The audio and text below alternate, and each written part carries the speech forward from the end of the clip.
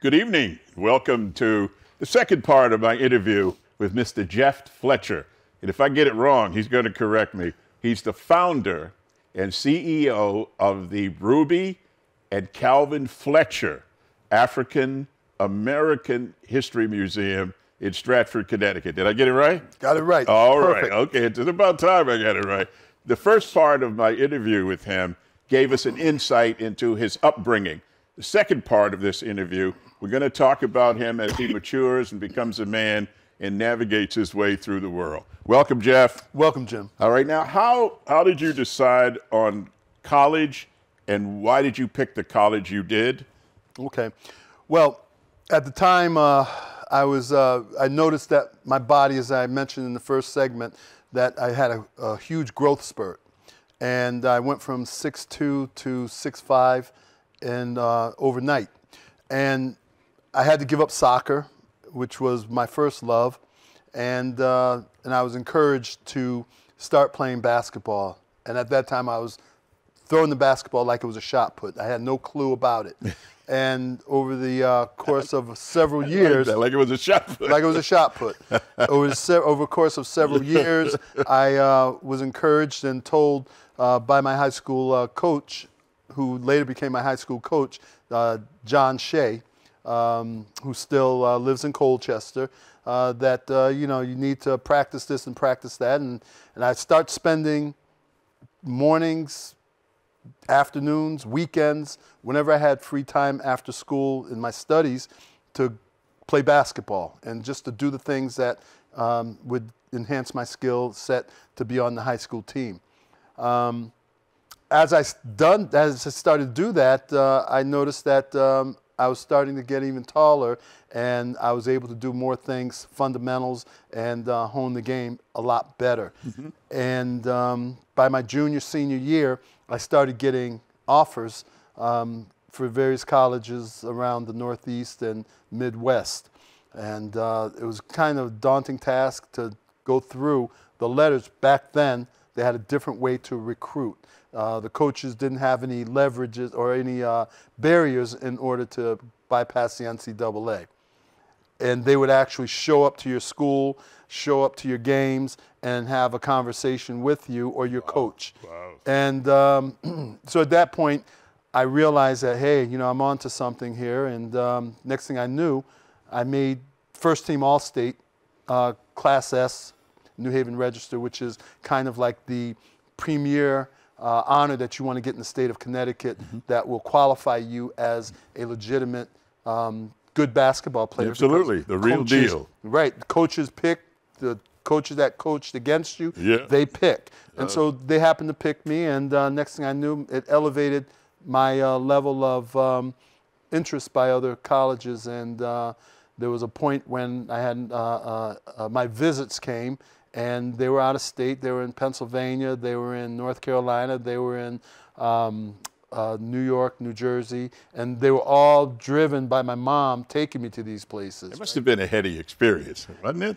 Yeah, it was, but at the time I really wasn't thinking about anything until it came to that time I had to make a decision. Yes, okay.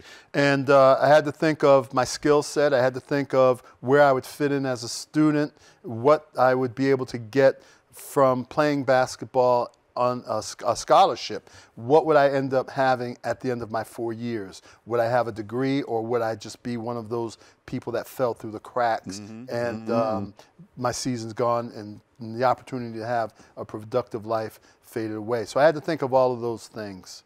And then I decided that I would go to attend the University of New Haven, they were very aggressive in recruiting me. And I said, you know, it's not too far from home, and it's not too close. Yeah, there we go. And plus, the city of West Haven, which sits on the outskirts of New Haven, appeared to be the biggest city that I've ever been a part of, because coming from Colchester, everything closed up at 7, 8 o'clock at night. Yeah. And when I did my visit to West Haven, it sits on the hill, and I can look into the city of New Haven and see lights. And I thought it was New York City compared to Colchester. And plus, I wanted to stay close so that my family and friends could keep an eye on what I'm doing, and it's not far for them to come see me play. Yeah. What was your experience like down at University of New Haven? And did you graduate from there? Yes. Okay, and what was your degree? My degree was psychology. Psychology? Yeah. Okay. Why psychology? To be honest with you, there was a show on television called the Bob Newhart Show.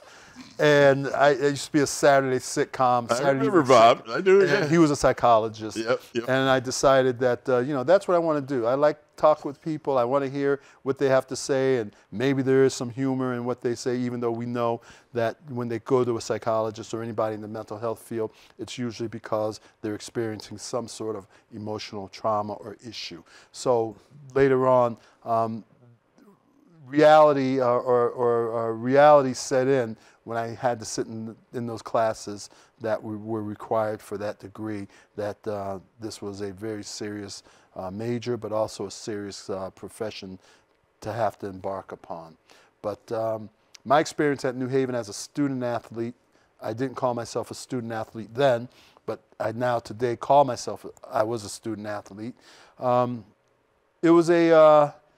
It was two issues that I had to be confronted with, that there were other people that were just as good as me that was on that team. The other was that I never played on a predominantly African-American basketball team with an African-American coaching staff.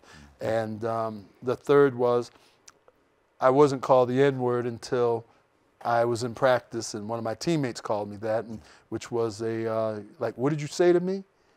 It was because when we're in practice, for those folks that played collegiate basketball and had practices, they become really intense, and it's a lot of things that go on and things that are said, and in the locker room, of course, is not any difference. And so when I was called that word, it was like I couldn't believe another person that looked like me called me that, right, out loud. I heard the word before, but I didn't think it would be one of somebody that looked like me. My immediate response was to absorb the process and then run immediately back to the dormitory. We didn't have cell phones then. Run back to the dormitory and call collect and tell my mother what happened. Because your families knew everybody on the team because we had family day prior to the season or the semester starting. Yes.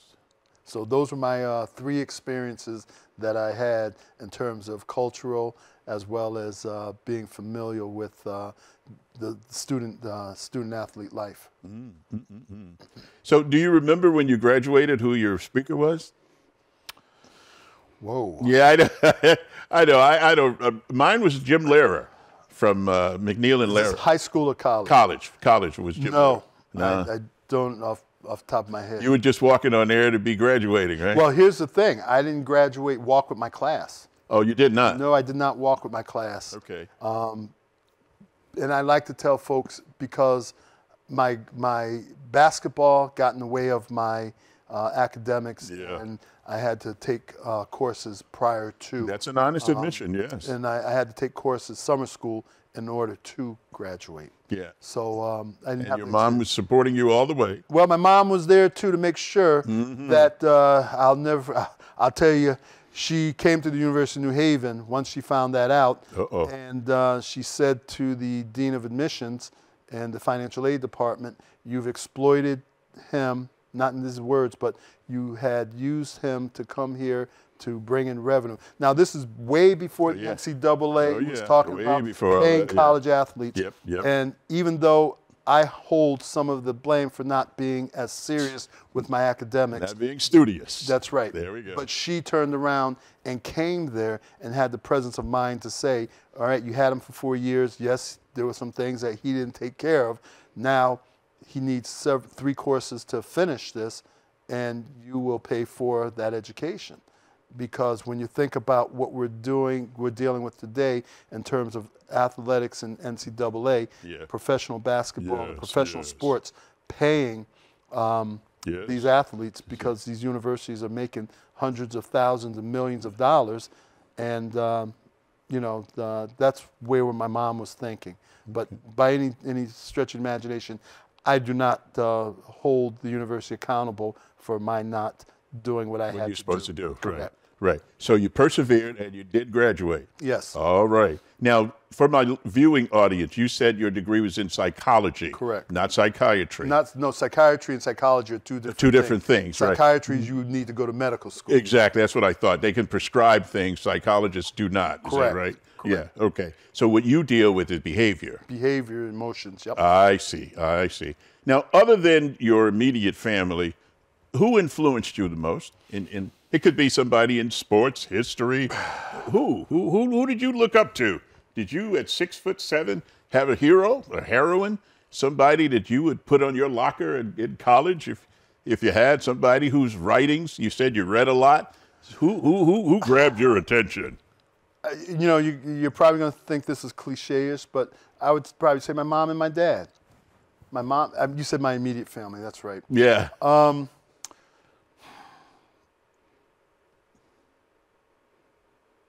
What year did you graduate college? 79. 79. Okay. Well, 80. 80. So there was a 79. lot going on in the world in 1980. Yeah, Were you sheltered from that? Did you not involve yourself? You know, you said you watched the news. You certainly saw what was going on around you. I was just curious. I mean, there are a lot of influences. You know, being that we watched news, I mean, I saw the whole scenario of Dr. King's assassination, you know, when he went to Memphis. I mean, we knew he was there. And again, I think it was impactful for what Dr. King was fighting for. It was the issues that he was fighting for were impactful, but they were, I would say he was an influencer, as he was on millions of African Americans, because he was fighting on principle. He was fighting for equal rights. He was fighting for civil rights, right? For justice. For justice. And I find myself, now that I think about it, as I'm doing this museum, Yes. I think he was the main purpose of why I stand on principle and I hold folks accountable. And I try to do that in a non-violent way. Yes, yes. And basically using the museum and using platforms like I have right now to discuss the social ills. So, I mean, aside from my mom and dad, I would have to say Dr. King. Dr. King. Yeah. Dr. King was the most impactful and the most influential person that kind of guided and shaped the direction of where I am today. Now, in the world of sports and basketball, you had some really magnificent names, players during that period. Any of them ring your bell? Did you see any of them? You go, I want to be like him. I want to do like him. I tell you, I've been around some players that you probably would say you didn't want to be around him, that I happened to be on my visits to college, and they didn't turn out to be the best human beings, but they were well known around the country and around the world for what they did. Yeah. One in particular was Marvin Barnes, Okay. who, when I went to my visit to Providence College, I had the pleasure of spending time with him, and Marvin didn't quite show me the campus, but he showed me, you know, some other things in terms of the social part of Absolutely. the other side of basketball. How to navigate stuff. Yeah. But I think my favorite athlete back then, because he was graduating, I think in 73 or 74, was David Thompson. Okay.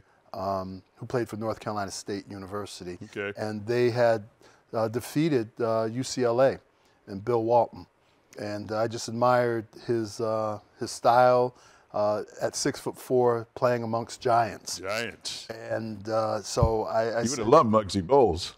Yeah, I did see Muggsy when he did appear in the NBA, but David Thompson, I would say, was an inspiration to me because he was just so underrated at 6'4" in Division I, especially playing in the ACC at that time, Yes. and going up against All-Americans that were 7, 10, maybe 10 inches taller than he was. All right. David versus Goliath. Now, you said that you were called the N-word by another African American.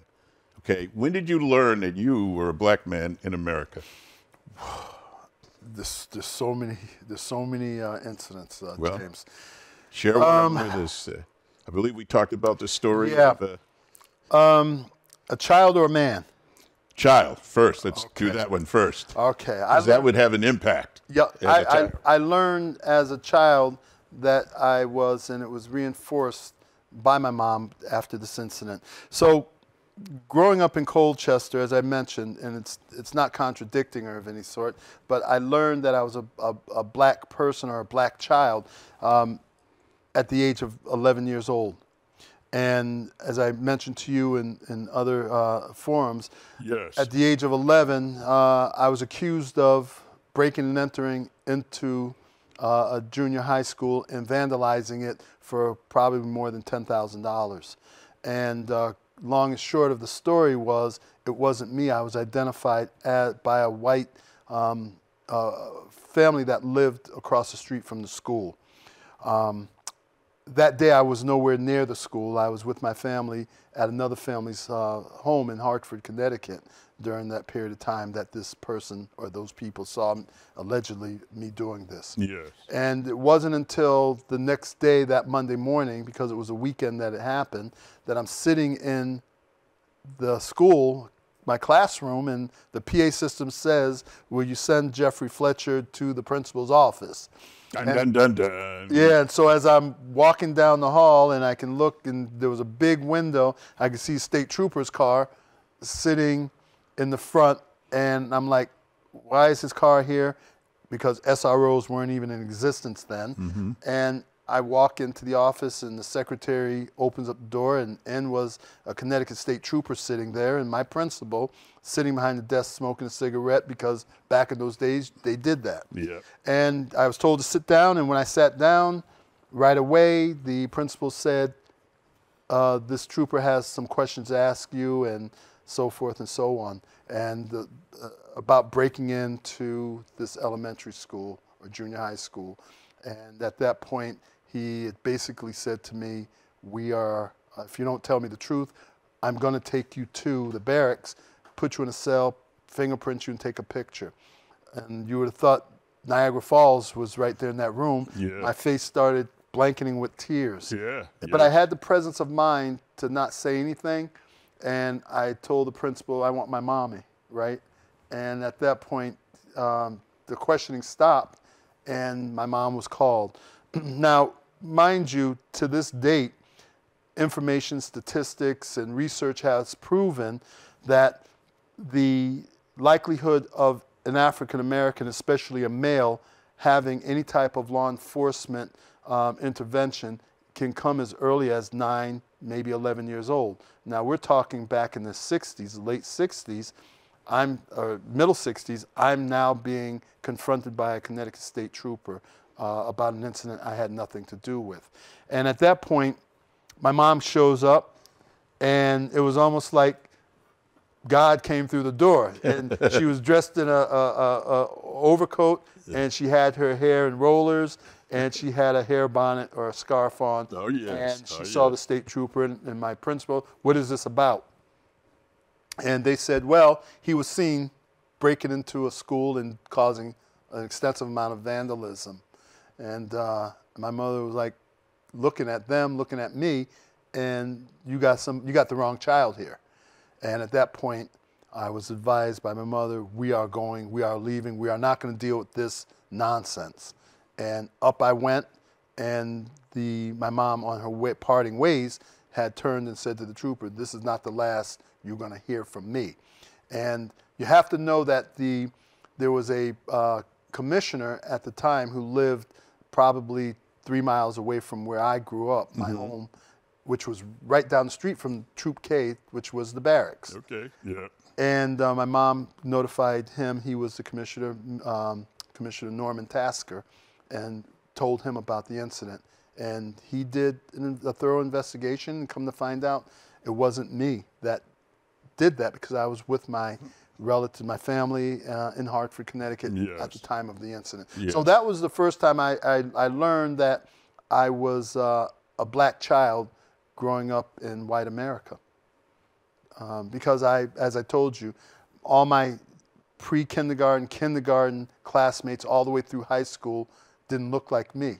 They were my teammates, they were my classmates, and they were my friends.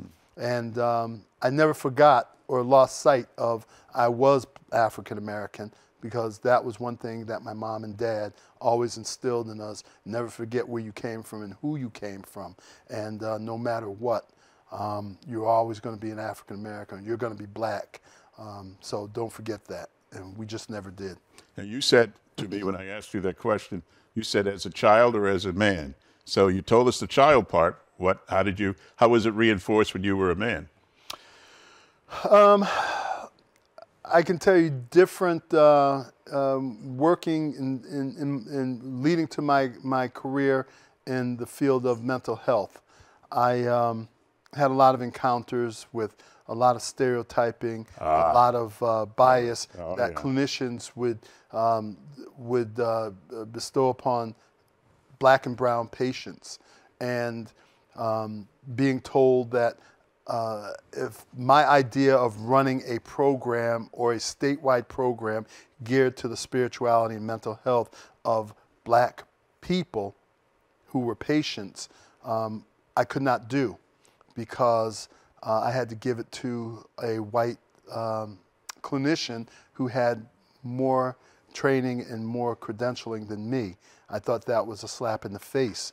And so I believe I can tell our narrative better than somebody that don't look like me. And that's why I thought I learned that as a man, black man, especially in the field of mental health, that that came home quick to roost with me. That I had to give up my concept of doing what I have to do to help those who are unfortunate in the field, the patients who are in the field of mental health. But the other thing, Jim, as a police officer, I think this is the other one where I was told by a supervisor that, that if I didn't behave or if I didn't conform to what he felt I should conform to, my black behind, I won't use the word, but my black behind will be sent so far back to patrol that I'll never see that specialized unit that I worked in. And that's why I said, as a child, as a man, we could probably sit here all day, and the last thing I want to say, as a police officer, I learned that I was a black man in America, and when I was told at Starbucks in the city of New Haven, Church and Chapel, 11 years ago, while in uniform, that I could not use the bathroom there. And that's when I really, really learned that this was real 11 years ago, when the white barrister said, we're not going to allow you to use the bathroom. In my mind, which was, she said the key was in the safe, and it wouldn't be out until 12 o'clock that afternoon, which I knew was a total lie, only to learn that my partner who was in the store with me, and I had left to go use the bathroom, came back and told me that she had given the key to a white gentleman at the counter. And that's when I knew I really was a black man, and Starbucks eventually sending a letter offering me $3,000 and an NDA, a non-disclosure agreement, to sign before I could take the money. Of course I didn't take the money. So those were 3 incidents from childhood and my adult life as a black man that I came to reality, real reality, that I'm black, I'm still going to be black, I'm always going to be black, and these things can happen. Wow. My goodness gracious, if you've been watching the first 2 of these episodes, now you know why Mr. Fletcher is here. That's all the time we have for this episode. Episode 3 with Mr. Fletcher will be coming up. Everybody has a story. What is your story? Until next time, I am your host, James Ransom Reed, Jr. Good night.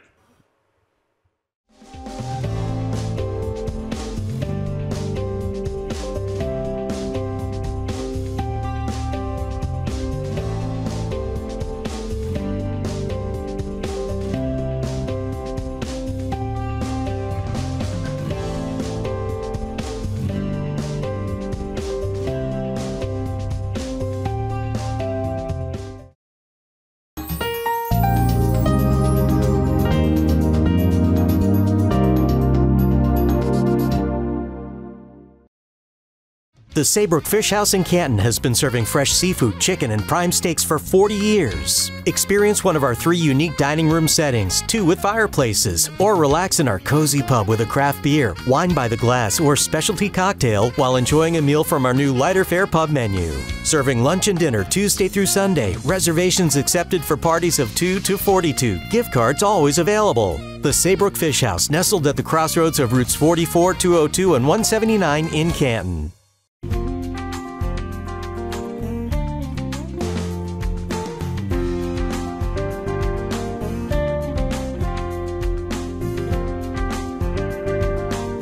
Follow us on Instagram at nutmeg.tv.